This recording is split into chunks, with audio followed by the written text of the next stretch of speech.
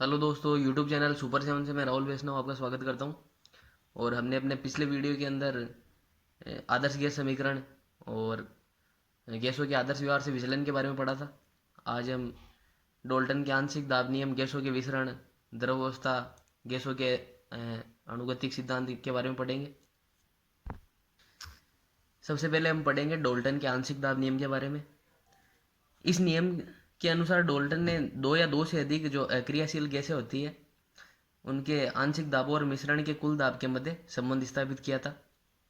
इस नियम के अनुसार परस्पर क्रिया न करने वाली गैसों के मिश्रण का कुल दाब प्रत्येक गैस के आंशिक दाब के योग के बराबर होता है।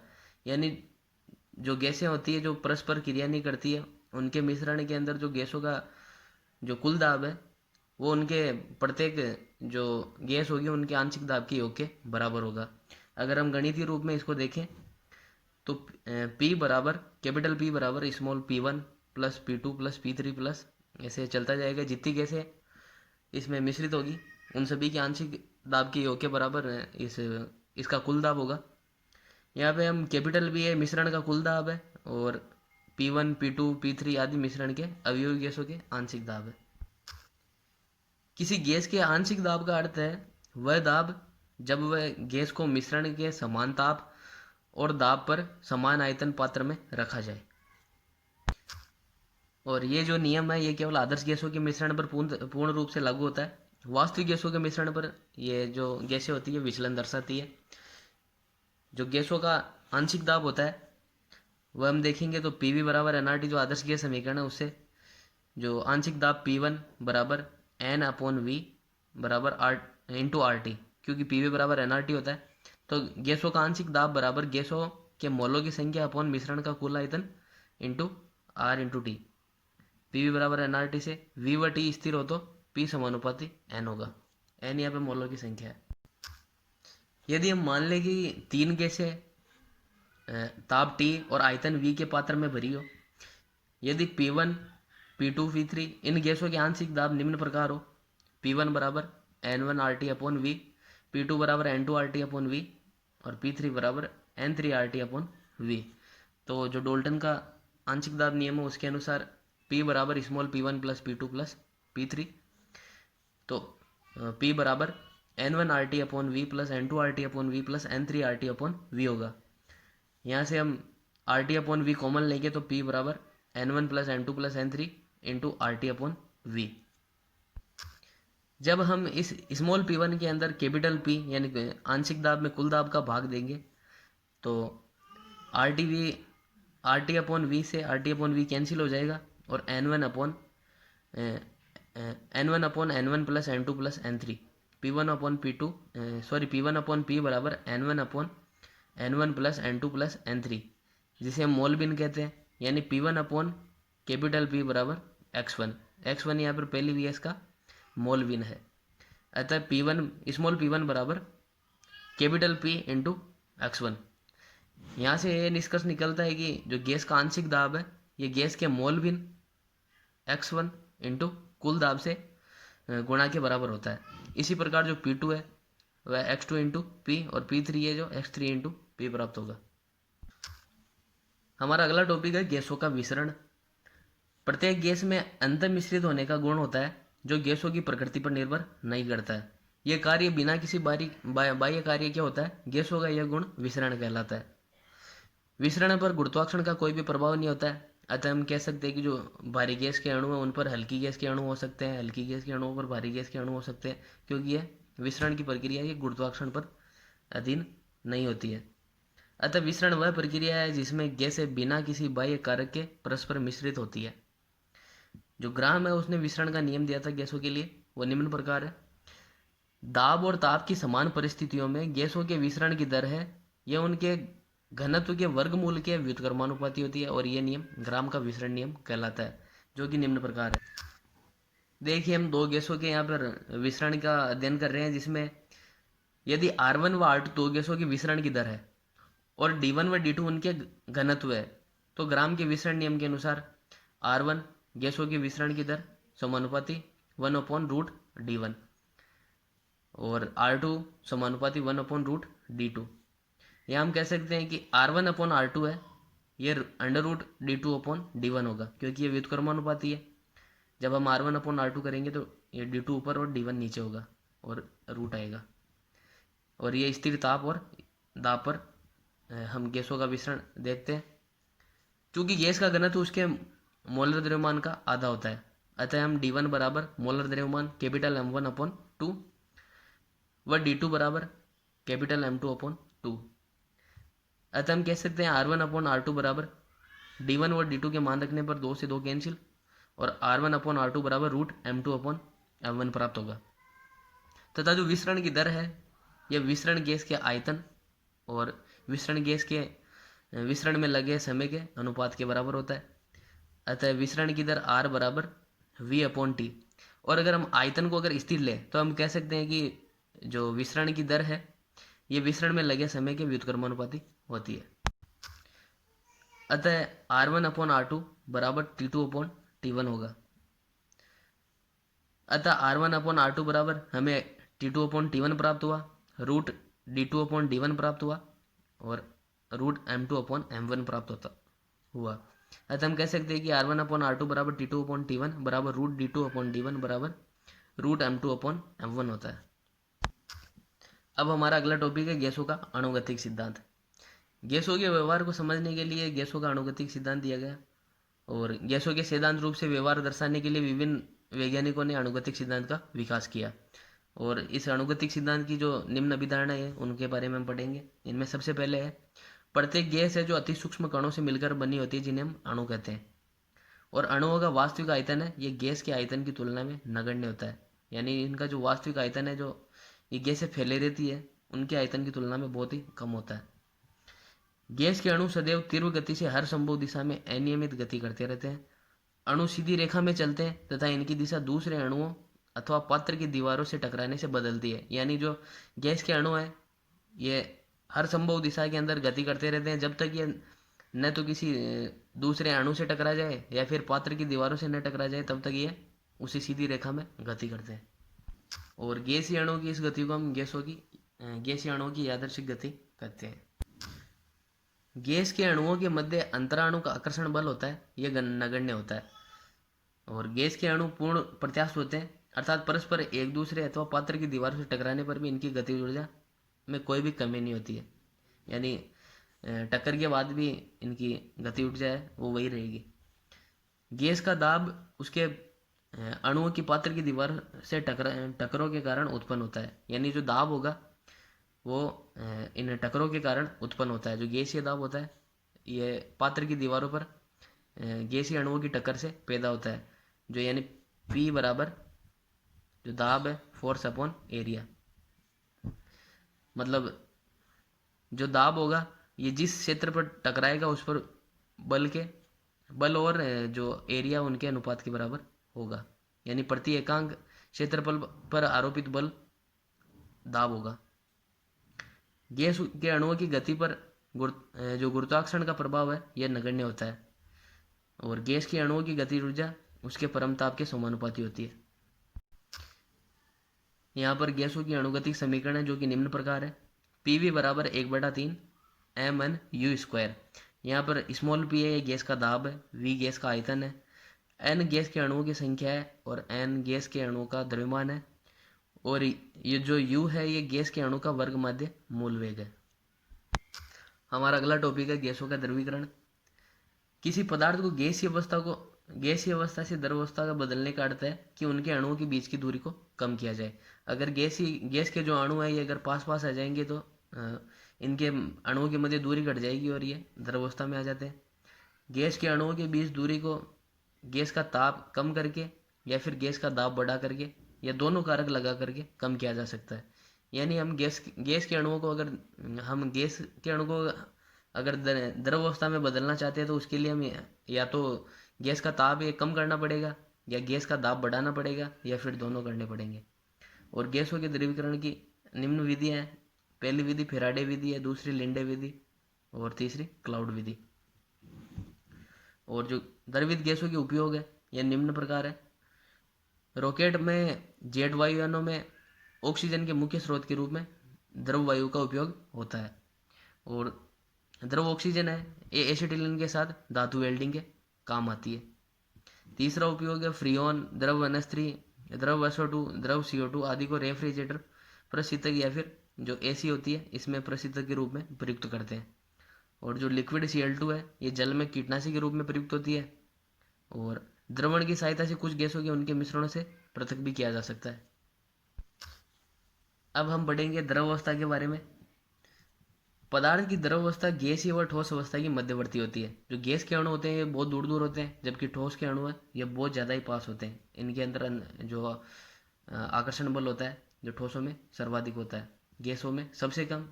और जो इनकी मध्यवर्ती अवस्था है ये द्रव अवस्था होती है। गैस की तुलना में द्रव अवस्था में अंतराणुक बल है ये अधिक होता है।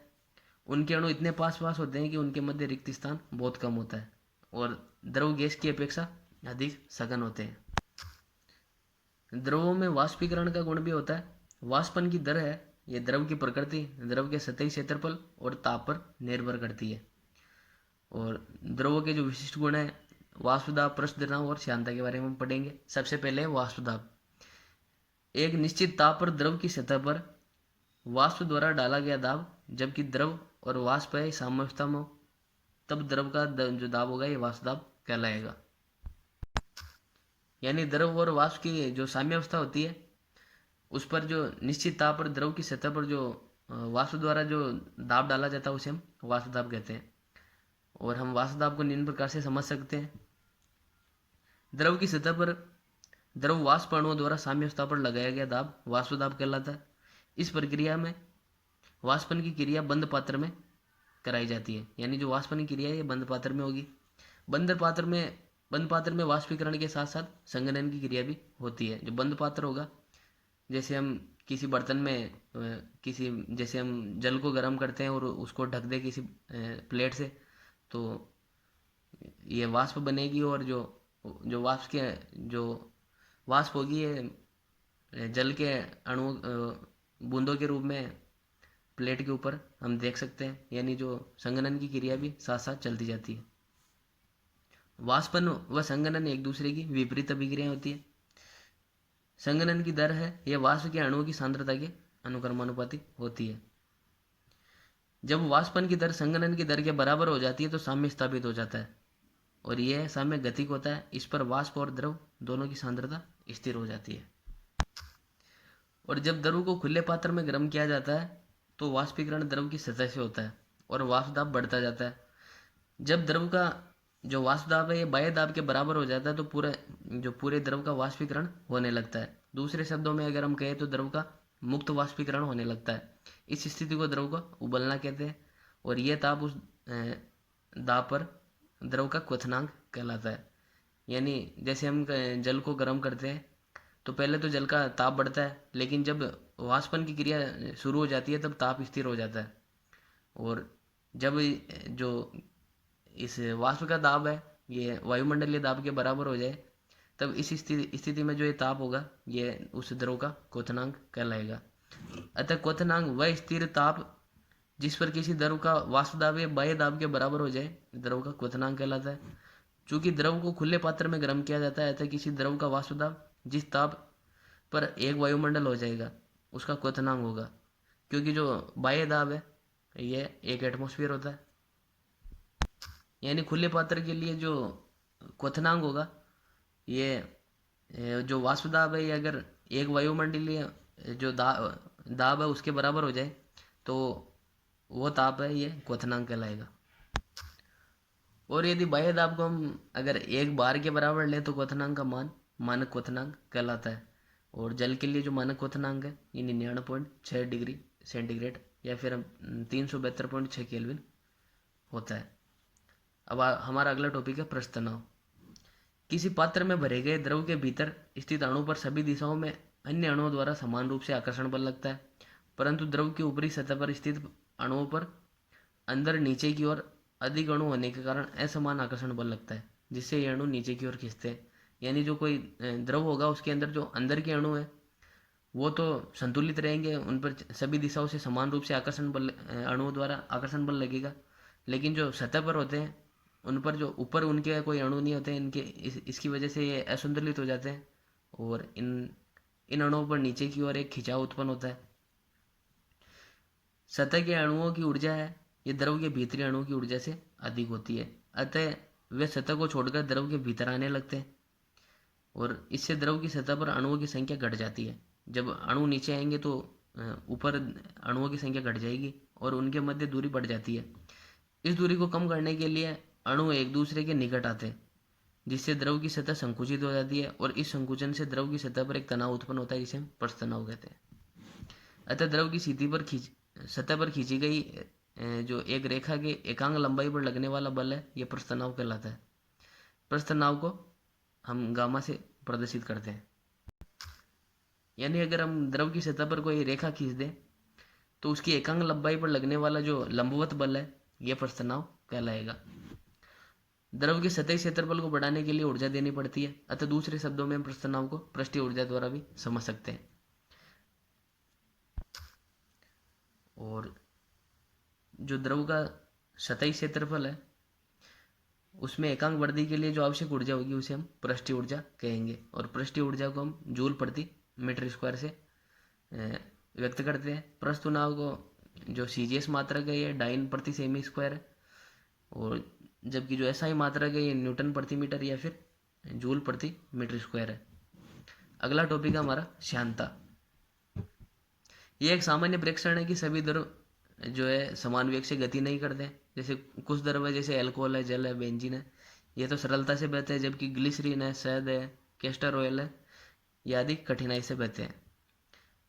जब द्रव बहता है तो द्रव की परतें एक दूसरे के ऊपर से गुजरती है, तब उनके मध्य घर्षण बल उत्पन्न होता है और इस घर्षण बल का माप है जो श्यानता कहलाता है। घर्षण के कारण आंतरिक प्रतिरोध उत्पन्न होता है और इस आंतरिक प्रतिरोध को हम श्यानता कहते हैं।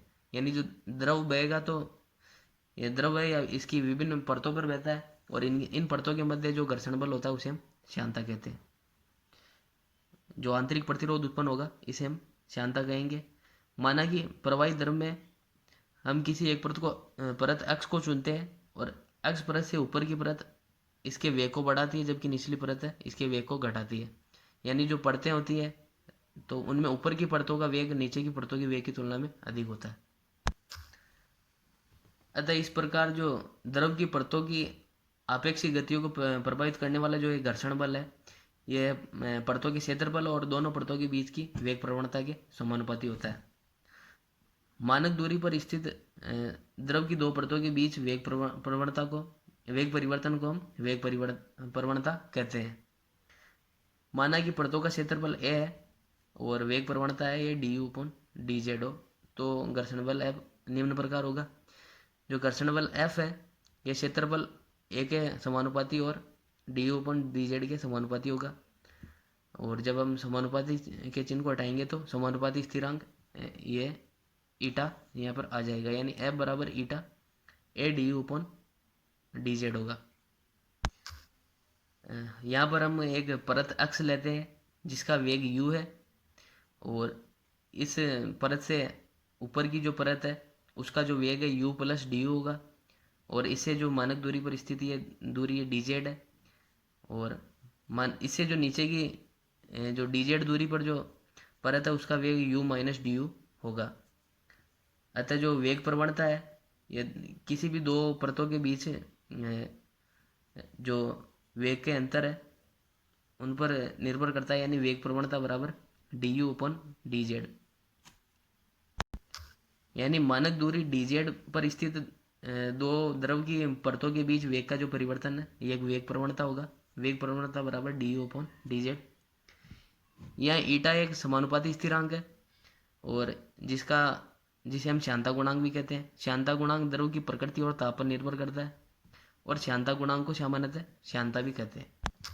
श्यानता गुणांक को परिभाषित करने के लिए जो F बराबर ईटा ए du/dz होता है, यदि a बराबर एक सेमी स्क्वायर और du/dz बराबर 1 हो तो जो घर्षण बल F है यही ईटा के बराबर होगा।